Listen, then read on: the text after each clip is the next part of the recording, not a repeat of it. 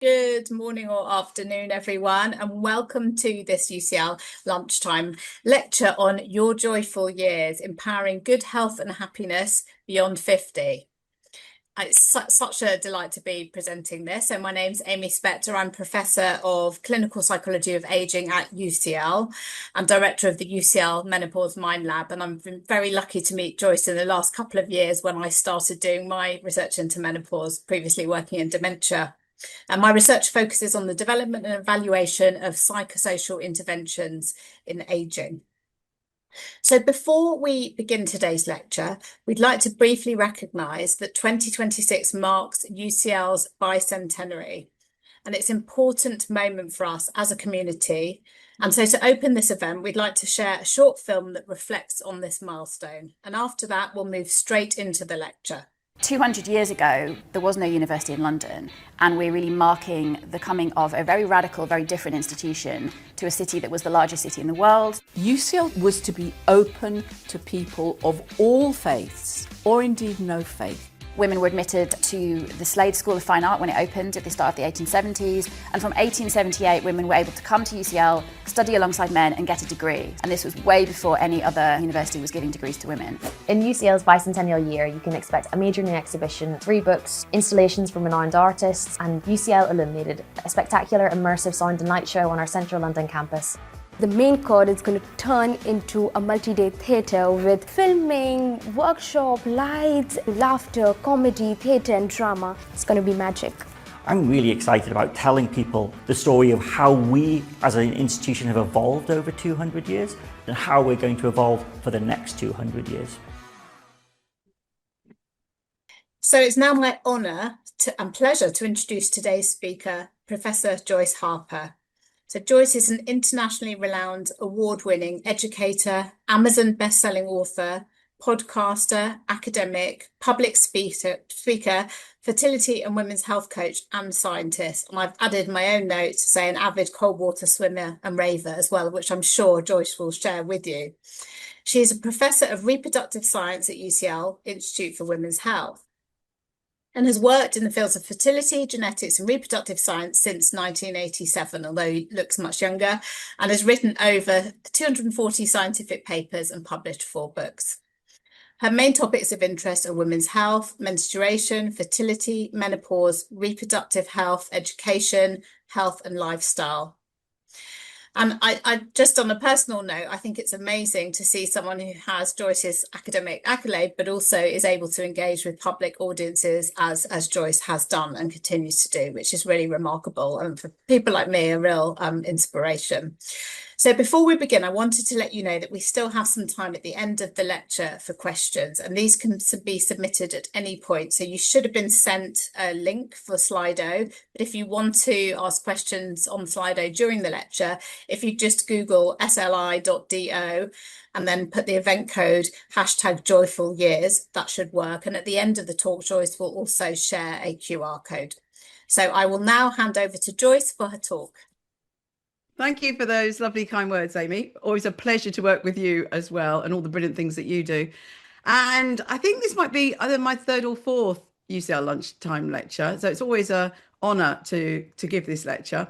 And I wanted to talk about the work that I've been doing, especially around postmenopause. But the messages I'm giving out today really are for everybody. And one of my 20-year-old sons read my book and he said, "Mum, you're wrong. This book isn't just for people over 50. It's for everybody." So I think that most of what I'm going to say is going to be really relevant. Actually, everything I'm going to say is be really relevant to everybody.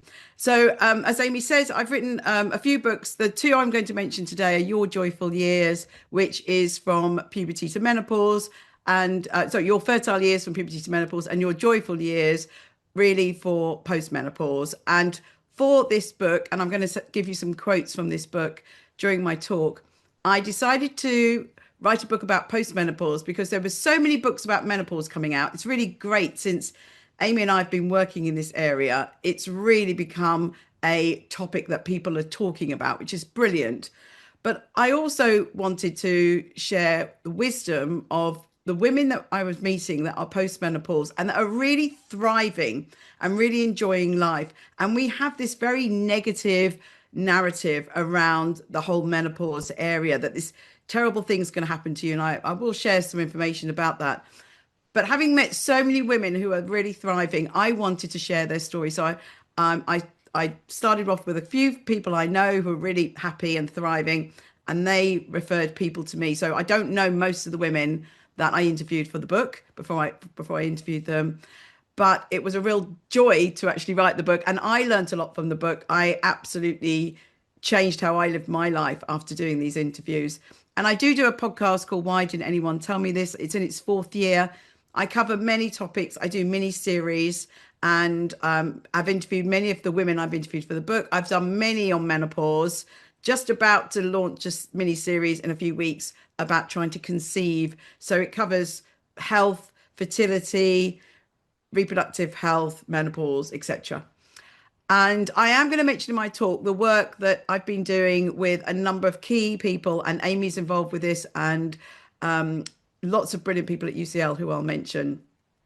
And it's called In Tune, and it's around menopause education. I'm also will mention very briefly Swim Her, which is our research group where we are developing research around women's health, and I'll tell you a bit about that. Also, I do some work with well-being of women. There's some really excellent things coming out in the next few months, but I'm not allowed to tell you too much about them yet. But it's all to do with reproductive health. And I co-established about 8 years ago the International Reproductive Health Education Collaboration. As Amy said, one of my passions is to educate everybody about reproductive health. And I've just been chipping away at the top of that iceberg for many years, but we're really hoping now with things like the international collaboration, we can really move forward. Just some disclosures. I do get paid by a number of companies to give talks, and I have some sponsors for my book that I've listed here, but it doesn't interfere with anything I'm going to say today. So if I was able to do a more interactive talk, I always start by asking people to just tell me, normally in the chat or putting their hands up, what words they would use to describe the menopause. But here is a word cloud that I made earlier. And I did yesterday a talk where I did ask the audience exactly that. And what flashed up in the chat very quickly were things like hot flushes, moody, uncomfortable, depression, brain fog, stress, irritability, anger, all of those things which you can see in this graphic. And what I found, and always find when I ask this question, is that it is negativity, because it is a difficult time for women to go through, but it's also the way that we've been discussing this in social media and the wider media, that we do, as I said, have this negative narrative around menopause. And no way in my talk do I want to undermine that at all. Many women suffer a lot and have a really difficult time to go through this, but I'm going to explain the different stages to you. So unfortunately, as often happens with medical words, we use the words incorrectly. So menopause has become a word that's used, including by myself. It's used really to cover lots of different things, but I think it's really important to differentiate between the different stages. Menopause actually means that we have not had a period for 1 year. And in my talk, I will talk a lot about women. For my book, I only interviewed women, but there are obviously, sometimes I've written persons, because there are obviously trans men and non-binary people that could also experience this. So if you've not had a period for a year and you are having periods, then you are classed as being post-menopause. And we have so many myths around this area. One of the main is that miraculously, the day that people turn 51, then their periods will stop. And for those of you that are not scientists, you might not know that when we talk about the average age, it is an average of getting the data from lots of people and then averaging that. But actually, most people who have periods will stop them between age 45 and 55. And that's totally a normal range. And I meet people all the time that said, oh, I had an early menopause. I was 47 or 48. And I have to explain, no, that's quite normal. And they said, but I wasn't 51. I said, it doesn't matter. You don't have, it's not this miraculous age. Everyone's not going to have the menopause at 51. So the trouble with the words is that some people do use menopause instead of postmenopause. So I've heard people, even on documentaries, say you are menopausal until the day you die, but you're actually postmenopausal till the day you die. And I think it's important to say that, because some people also use menopause when we talk about perimenopause. And as you can see here, perimenopause is actually the time before our period stops. And that's a very, very different time. So postmenopause, I'm going to show you some graphs in a moment. The hormones that have been very instrumental in a woman's life have now leveled off. But in the perimenopause, they're on a roller coaster. And so this roller coaster of hormones, just like happens when a woman or anyone who has periods can have premenstrual syndrome just before their period, these oscillating hormones in perimenopause can cause a lot of symptoms. And they usually start, it usually starts with the periods changing, and about 80% of people experience some sort of symptoms. Not all of that will be detrimental to how they're living their life, not at all, but 80% will experience symptoms.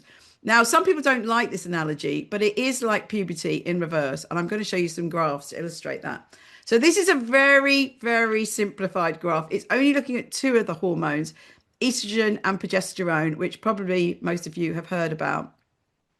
And what we see is that when we're born, we have a low level of these hormones. And in postmenopause, again, these hormones level off.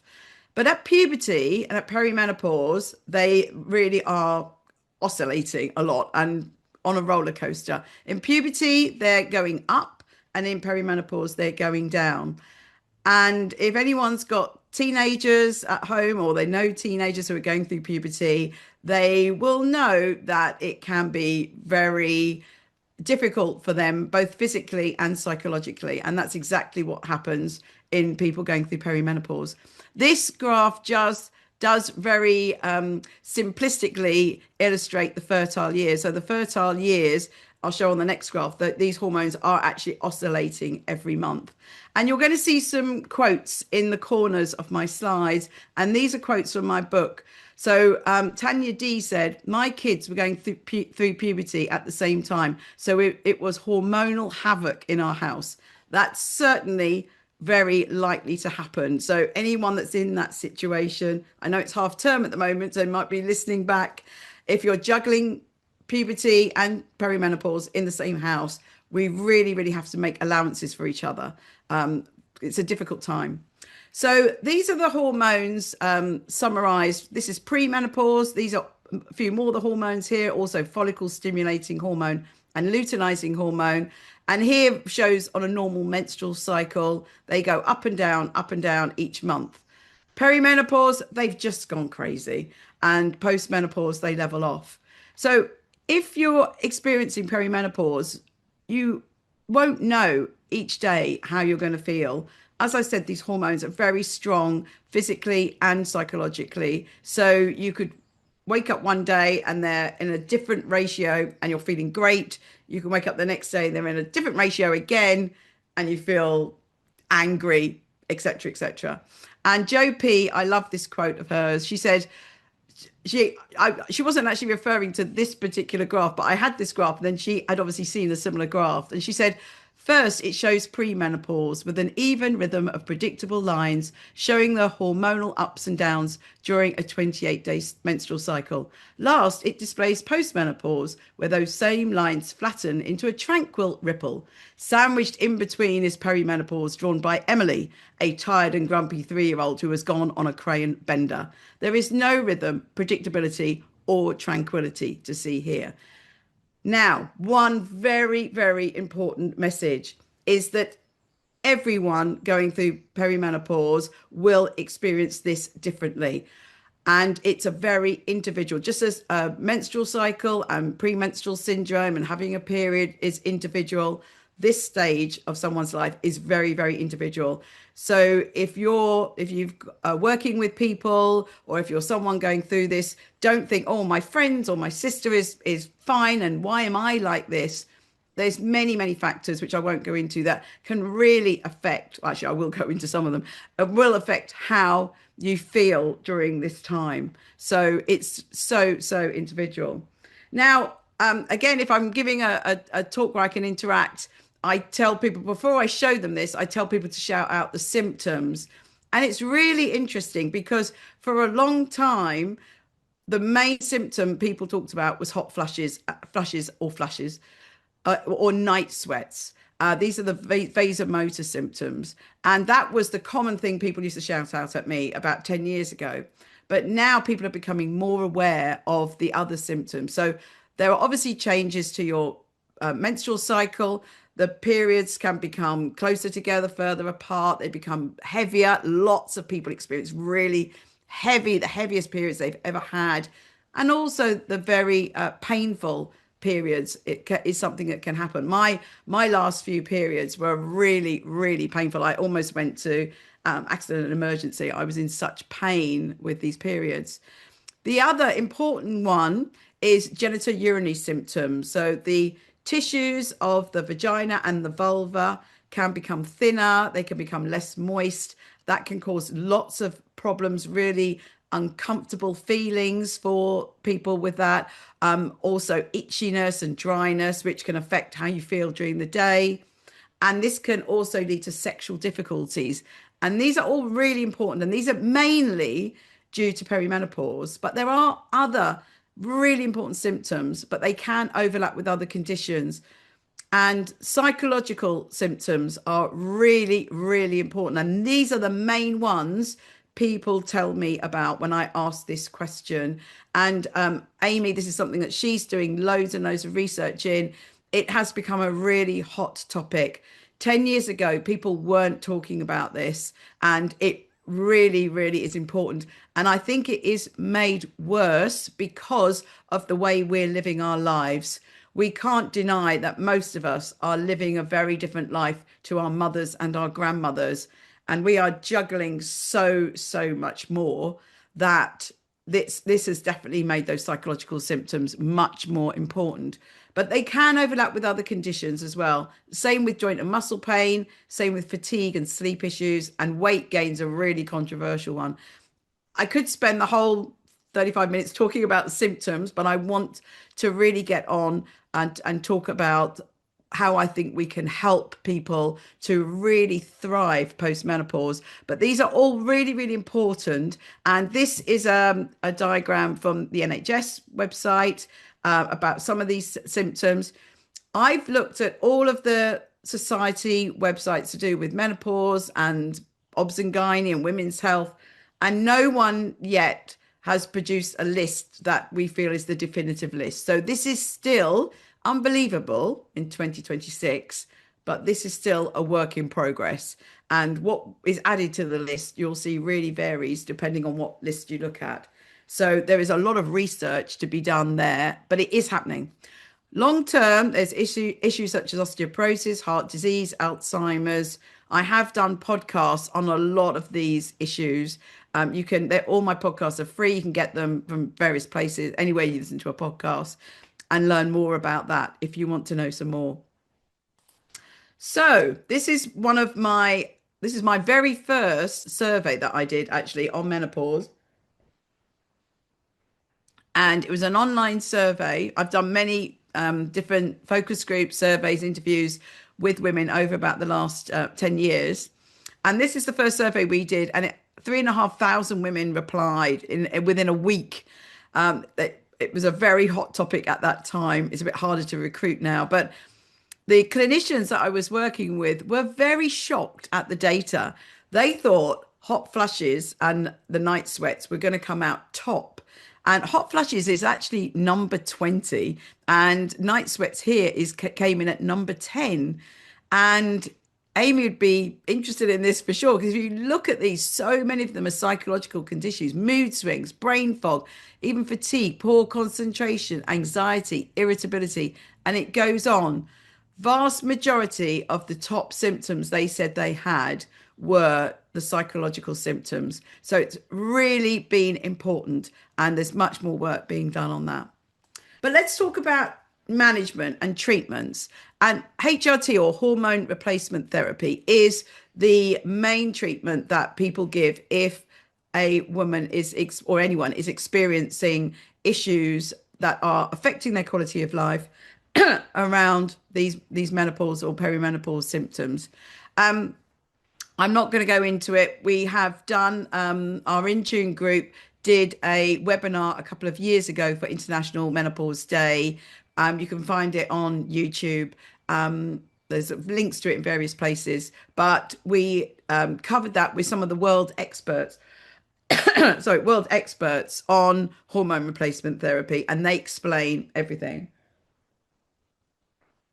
It is a little bit controversial, hormone replacement therapy, because if you follow certain people on social media, you get the impression that it's the elixir of life, that if you go on HRT, you will become younger and energetic and all of your problems will disappear.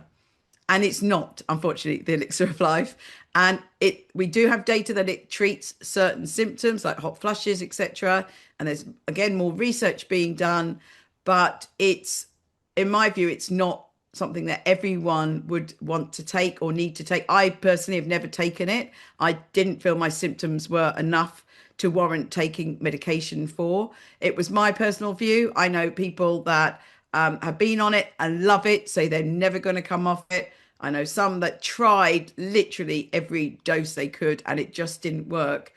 And for International Women's Day International Menopause Day last year, I interviewed Amanda Thebe on my podcast, and she has a very controversial story about HRT. She just didn't get on with it. The common form is estrogen and progesterone for those that have a womb, and she has a womb. She tried it all, and a private menopause doctor said to her, "Oh, well, why don't you have a hysterectomy and get rid of your womb, and then you can just take estrogen only, and maybe that would work."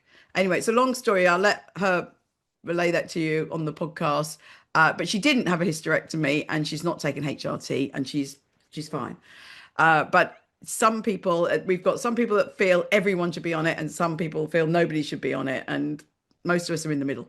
Absolutely, really useful treatment for many, many women, but I don't think everyone needs it. CBT, I think, is a great treatment. I've never personally had CBT, but people that I know that have had it have absolutely really loved it. But it takes time. And I think it's a reflection of today's society. We want a quick fix. And I'm going to go through that in a minute. I don't think we should try and have quick fixes for our health. For me, it's back to basics. There's not a pill or a supplement that's going to bypass any of this. I saw a reel this morning about, now they're saying if you sit in the sauna, you don't need to go and do any fitness because it's increasing your heart rate, etc. I love saunas, but sitting in a sauna is not doing it for me.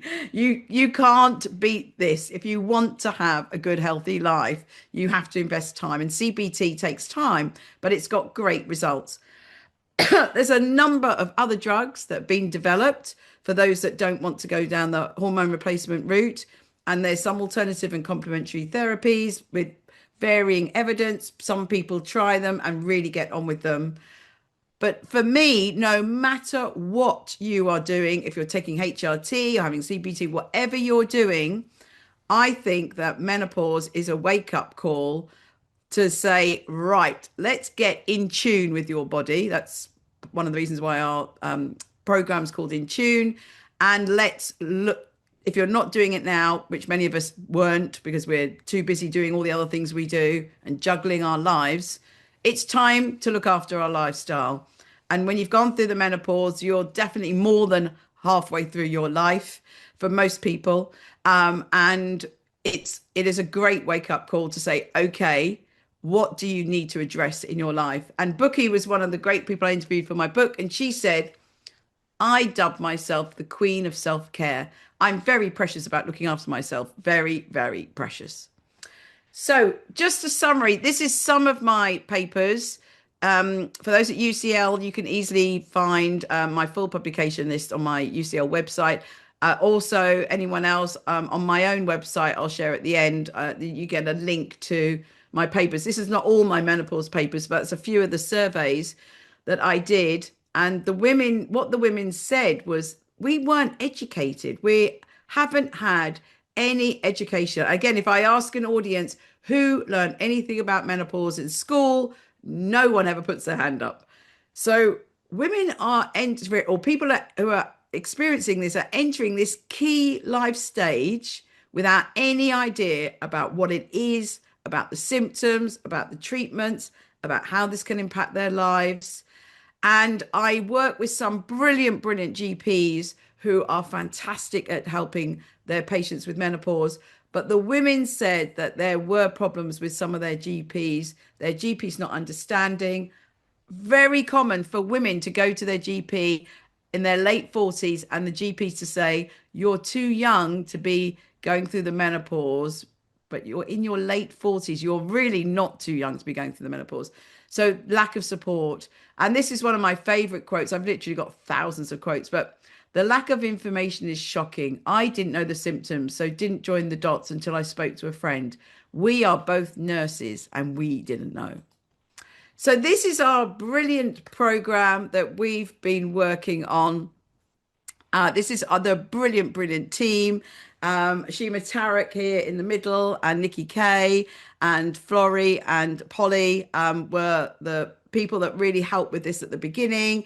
People like Amy and many others have come into this. We're really excited about doing this. It is a UCL venture, but it's now much bigger than that in collaboration with many people. This was the first ever workshop that we held. We want to have a really good place for everyone to learn about menopause, co-designed with, especially with women, for women, but even with anyone who's affected by this, and in collaboration with them. We want it to be inclusive. We want to prepare people for menopause, and we want to support people through menopause. So watch this space, hoping something really big now finally is going to be here by the end of the year. But I want to now concentrate on post-menopause. So when I say this, many people say, wow, I've never heard this. And Rachel Lancaster, I've got one of her quotes here. But before I read that out, one of Rachel's favorite quotes of hers is that menopause is not a cave, it's a tunnel. So yes, that cave can be a difficult time for many people, but we can get through that difficult time and come out of that. And her quote I've written here is, the end of my fertility has become the most fertile time of my life. And I'm an annoyingly positive person. Even in 2019, when the BBC Breakfast did a menopause week, they asked me to find some people who wanted to talk positively about menopause. And back then we did a little piece for that series about how menopause actually can be a really interesting and exciting and brilliant time of people's lives. And many of the people I have interviewed, even beyond my book, have said to me, they really have said, including me, that this is now the best time of their life. So Amy said some nice things about what I look. I'm 63. Every year of my life now, in the last 5-6 years, has just got better and better, and it is absolutely fantastic. But it wasn't a quick fix. But we need to celebrate. We've got no more cycling hormones, those crazy roller coasters through our menstrual cycle. No more periods, no more PMS, and no more need for contraception. And in other cultures, we don't have this negativity. We have embraced this wonderful time of a woman's life. So in Chinese traditional medicine, it's called second spring, the second spring of our life. In the Maori language, it's called Rahin. It celebrates women of high rank who possess knowledge. And in Japanese, Kanenki Go is all about rebirth and renewal. So I think it's exciting to feel very differently. People feel very differently than we did when we were having menstrual cycles. During our menstrual cycles, we were governed by these really powerful hormones, and now they've gone. So whether we're taking HRT or not, I think it's always worked really well. The women I interviewed for my book, only after I'd interviewed them all did I sit and decode how many of them were on hormone therapy, and it was about a third. So the majority of the women I interviewed were thriving, had ups and downs in their life for sure, but they were thriving and they were enjoying life, and they were very, very happy with how their life had become. And some of them still have ups and downs for sure. We all have ups and downs. Every day we have ups and downs, but it's how we deal with those. So now is the time.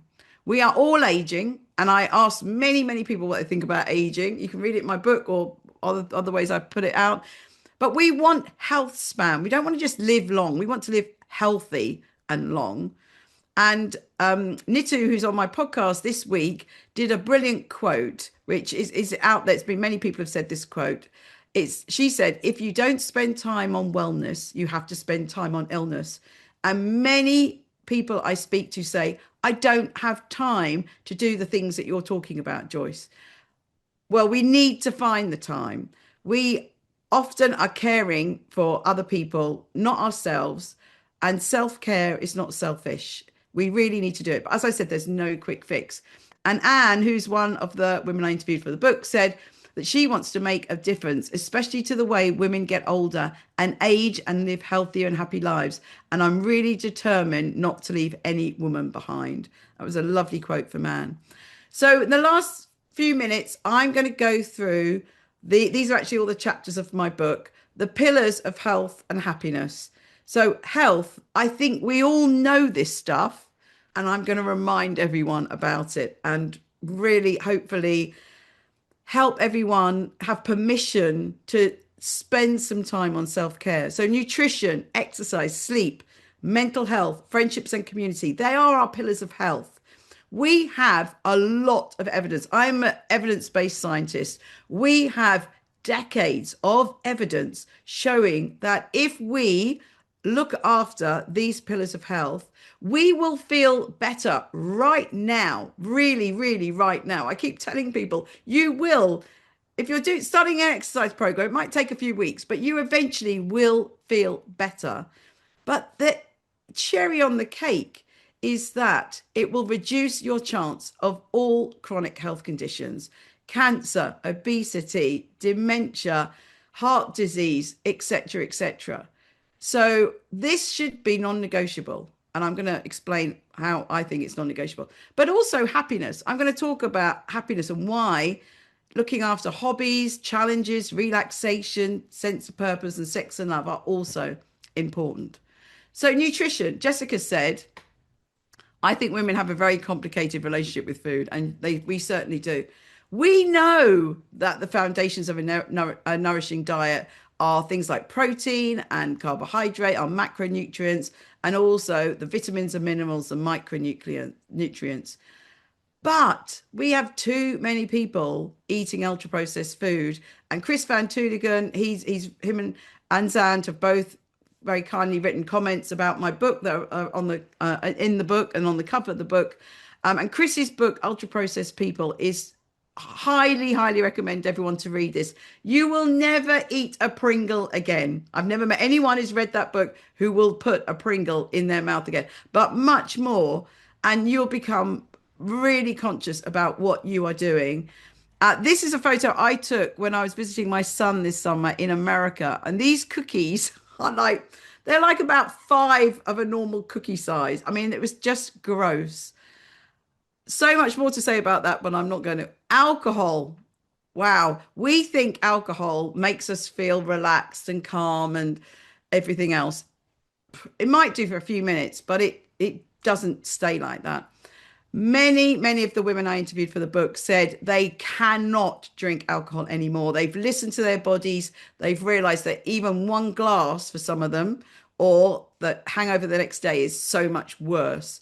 So that importance of looking after and listening to our bodies. We've done lots of research about menopause supplements and fertility supplements. My message in one sentence about menopause supplements is don't bother. I can answer questions about that. Weight, we know weight's important. I know we've embraced the varied body images now, which is really great, but we do need to understand that if we are obese, and I've done a podcast about obesity, it's going to affect our health. And nutrition's a great hobby. Can we dedicate 15 minutes a day to making a lovely, healthy dish, which we then, besides being creative, taste delicious? Exercise, my thing. I'm a trained aerobics teacher. In my 20s, when I was doing my PhD, I became an aerobics teacher sort of in the spare time. This morning I've done 3 classes. I know that's a bit crazy, but I love it. This is my aerobics teacher, Fizz in the middle, some of my group, ranging from 65 here to early 40s. Tara said I exercise every day and I do all sorts of exercise. It's part of my life. Now, I know that this to some people is the worst thing that they would not want to do. And I did a reel yesterday on Instagram and I put it on LinkedIn, I think, about this thing about 10,000 steps. Okay, 10,000 steps is absolutely better than nothing, but it's not enough. So as long as people know it's not enough, then it's okay. We either use it or lose it. This body is getting older. So we either make it really healthy as we can, and exercise is prime for that. But in my view, we need to do cardio. So we need to increase our heart rate. We need to do weights for sure. But we also need to stretch. No one's talking about stretching at the moment. I've just done body balance. I love body balance. My whole body feels just absolutely fantastic after doing that. But women exercise less than men in every country. In the UK, fantastic campaign. Please follow it. This Girl Can. Absolutely brilliant. Encouraging women and girls to exercise. So for me, one of my big tips, it's in my diary and it's non-negotiable for me. So I will miss meetings. I have repeatedly missed meetings because I am doing my exercise. I travel a lot. I have to teach a lot. And there are some days that I have to give up my exercise. So if there's a day when I'm not doing those things, it is in the diary all the time. And I really do not ever want to miss it if I can get around it. So as I said, it obviously happens sometimes, but also what's important is do something that you love. So it should be a great hobby, but we all love different things. So I had women in the book that love climbing and surfing and all sorts of things. One of them does skipping, just skips with a rope, gymnastics. I spoke to a woman yesterday who's resurrected her ballet and tap classes, things that she loved as a child. So we should embrace this, but do something sustainable. So a quick mention about cold water swimming. I do love it. It's a bit obsessive.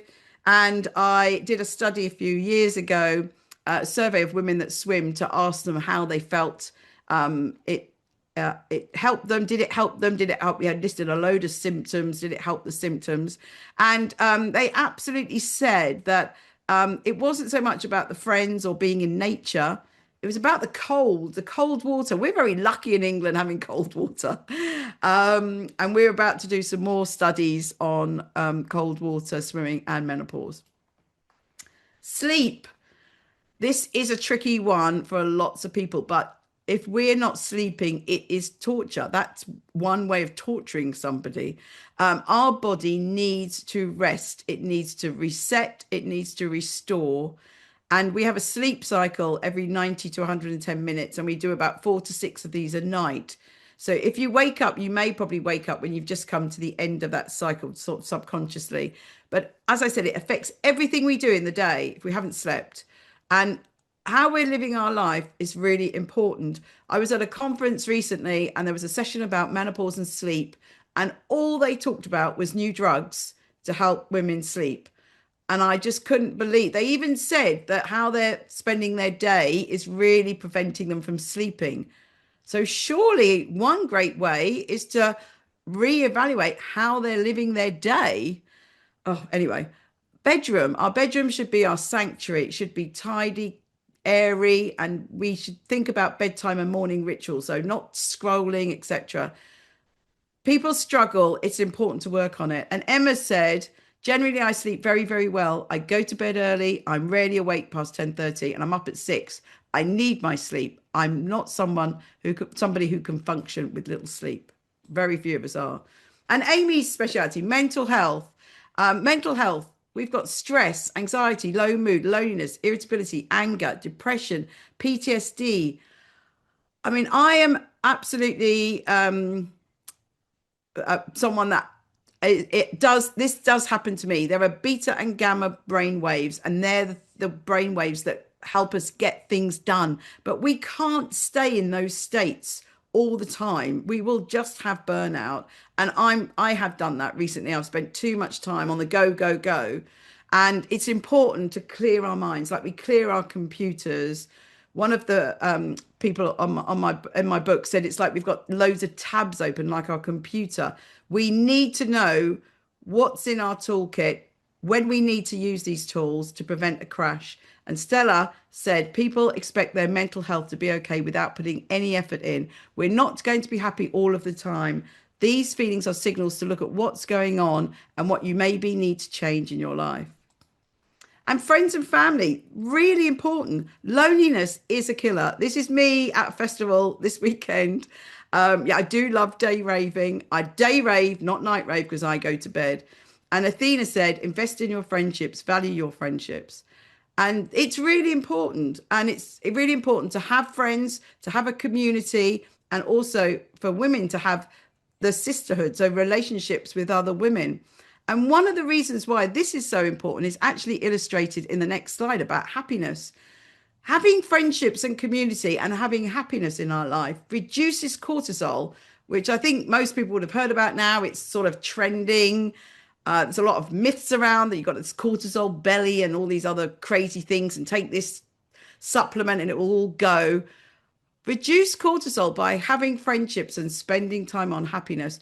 This also releases what I call happy hormones. Some of them are hormones, some of them are neurotransmitters, things like oxytocin, serotonin, dopamine. This reduced cortisol and increased happy hormones and neurotransmitters. It helps our immune system, it helps our heart health, it helps chronic health conditions.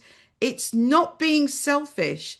These things I'm going to talk about next to finish off are really, really important. So I'm aware of the time, so I'm just going to buzz through them. Catherine said, love hobbies, love them, bring them on. Hobbies are something you do for fun. They're not self-indulgent. We can have physical hobbies like gardening, dancing, swimming. They really support our physical health and mental health, like reading, theatre, music, creativity. They help us find our flow, help us relax. And this mental health, looking after our mental health, all of these things I'm going to say are really going to come into that. We need to relax. Creativity. Listen, I can't draw. It's not about drawing. These are things that I've made. Anyone can make a mosaic. I tell you, I did do pottery O level, so this is the pot I made, but anyone could do a mosaic. Kate is a really brilliant person. She's written a brilliant book called Second Spring. It's Kate Codrington. She said, for me, making a thing is essential to being alive. If I go a single day without making something, journaling, doodling, knitting, sewing, etc., I feel less alive. So we should make something. And when we're at school, we do loads of this, but we stop. Adventures and challenges. Siobhan Daniels is someone who I interviewed for my book. She sold everything and she lives in a camper van. She's written 2 books now about this. And she thinks people get overwhelmed about what an adventure is, but it can be great. An adventure could be going on a new walk, reading a new book, cooking a new dish, but it helps us with excitement, meaningful, deeply connected behavior. It fosters connections and it's great. And if you have not booked a summer holiday, even a staycation yet, please do it. Relaxation, that comes across everything. Ginty said, I love relaxing by dancing around the kitchen like a loon. If we don't relax, we will increase our mental health issues for sure.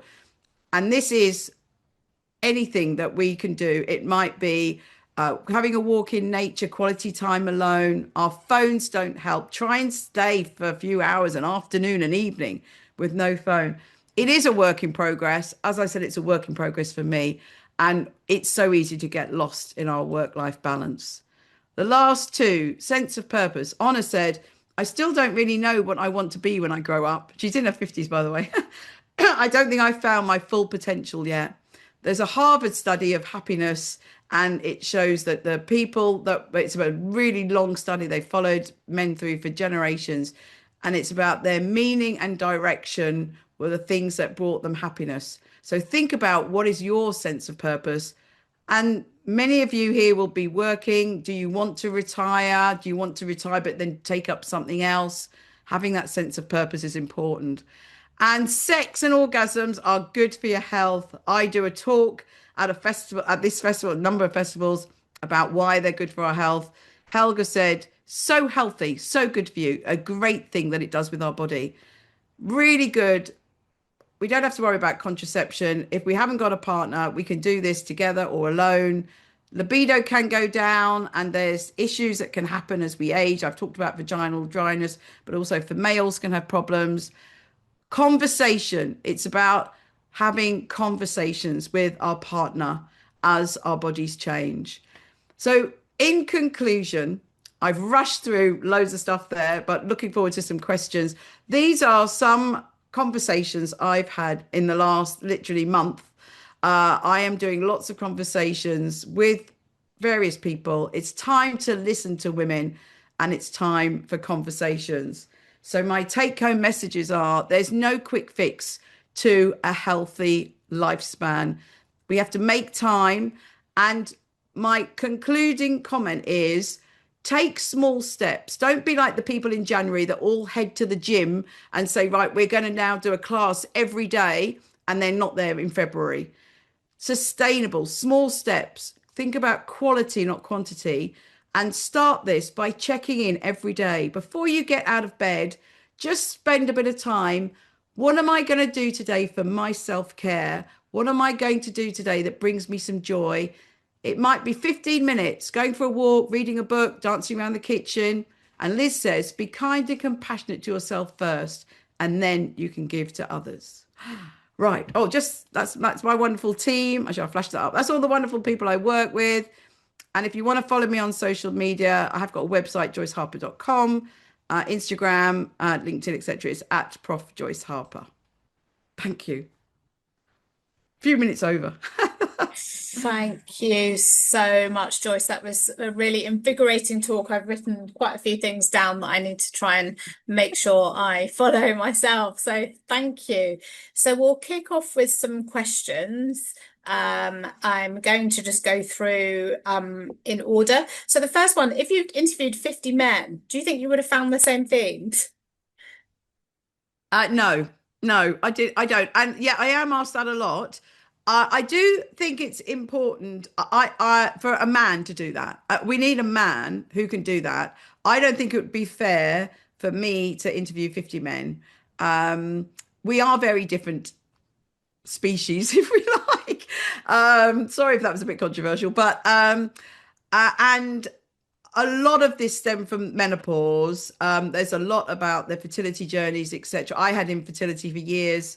All my kids have born from IVF. Lots of other people in the book did. So yeah, I keep hoping there is a man who will write the male version of Your Fertile Years and the male version of Your Joyful Years. And my next book is going to be about death, unfortunately, following the life course.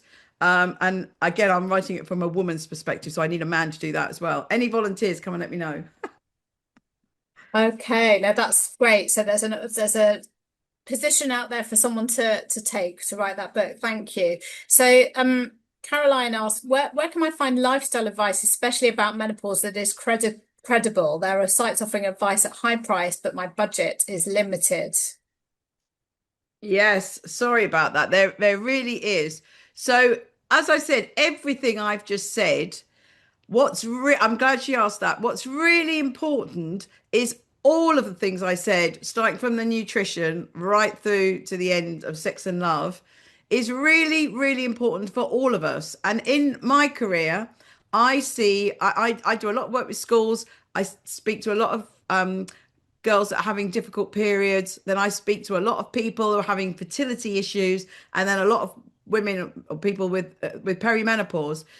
And the same information of what I've just said and what I've written in the book applies whether you're a 14-year-old who's just started your periods, or whether you're a 29-year-old trying to get pregnant, or if you're a 45-year-old experiencing perimenopause.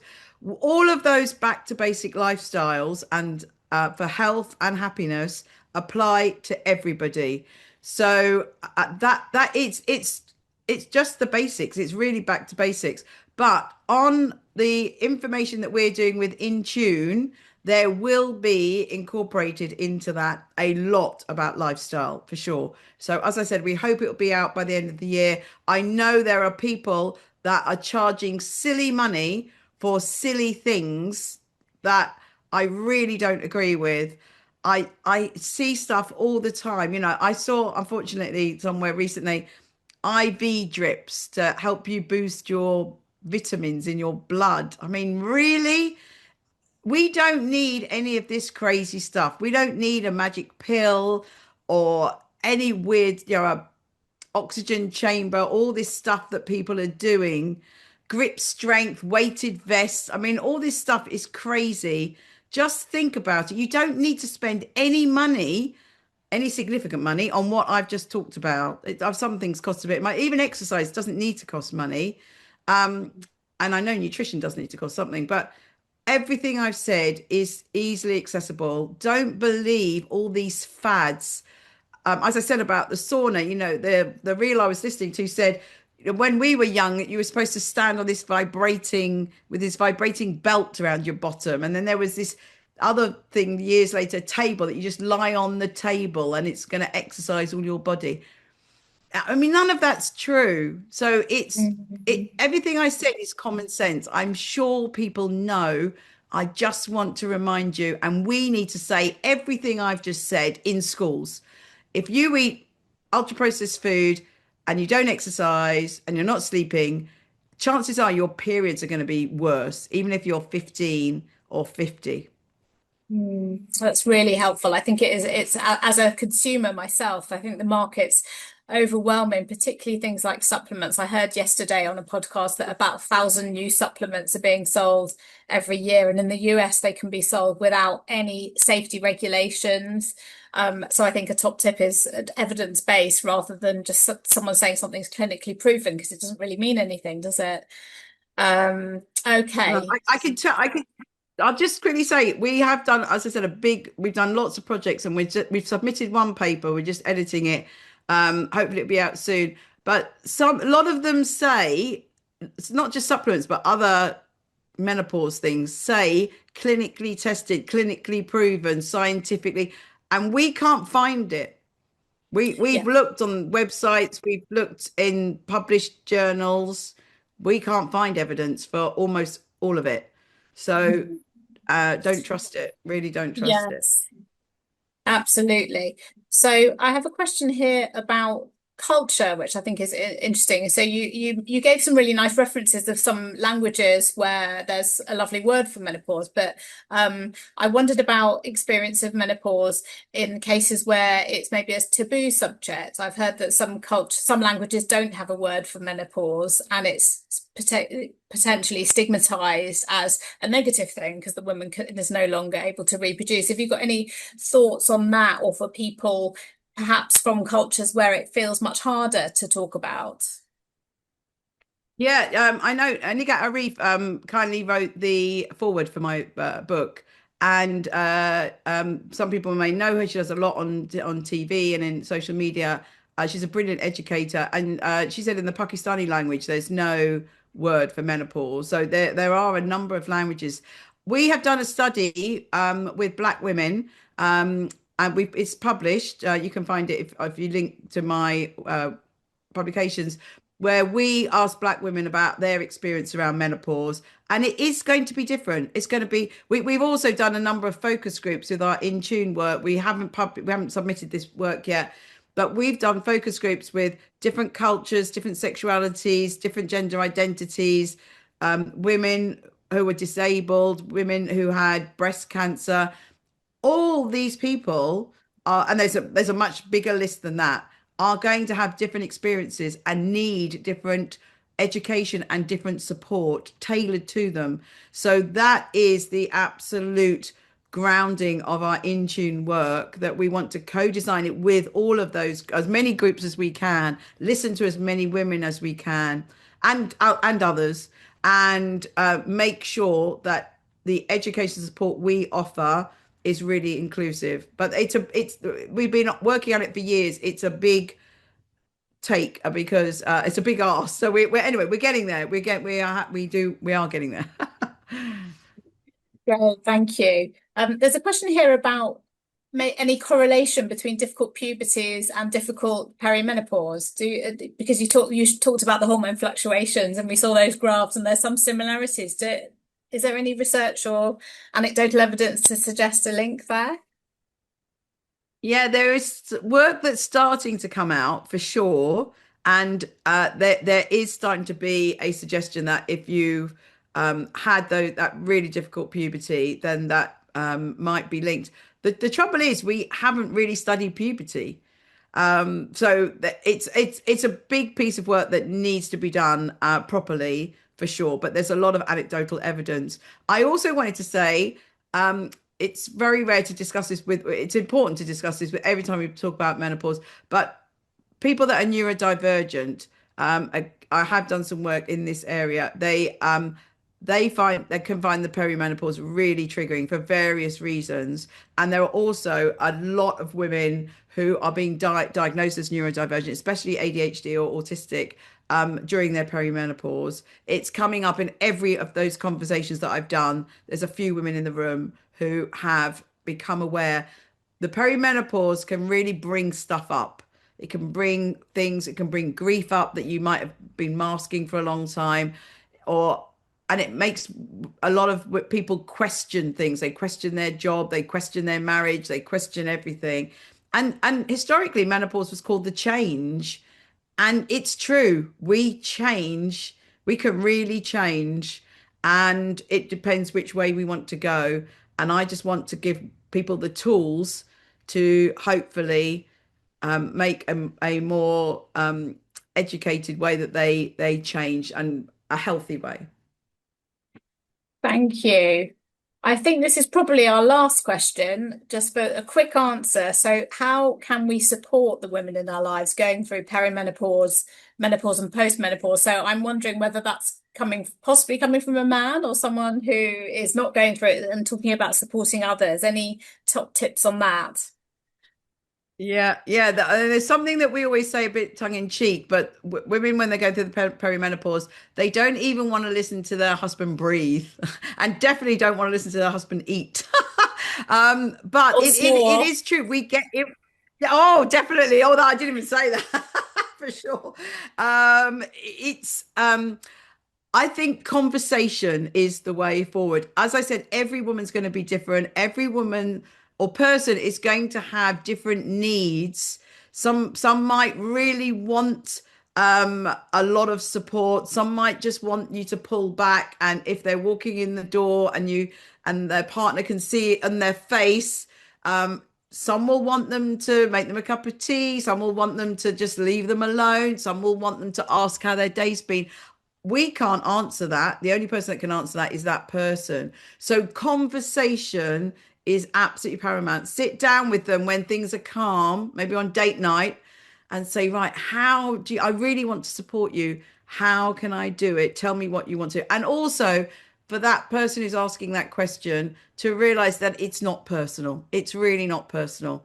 So bear with them, be strong for them, but check in with how they want to deal with that.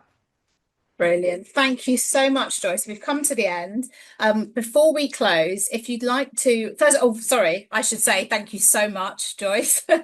Going straight to my end of lecture notes. And that was really, really fantastic and learned so much.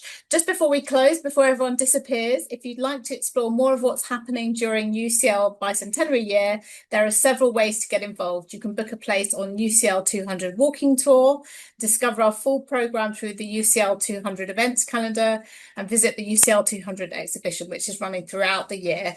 And we also have 3 new UCL 200 publications. So all of these are linked on the UCL 200 web pages. Simply scan the QR code on the screen to find out more. So rushed end, but thank you so much again, Joyce. And we really enjoyed that. And also there's another lecture on the 9th of June, what happens to construction in cities after a flood, from 1 till 2. Thank you. Thank you.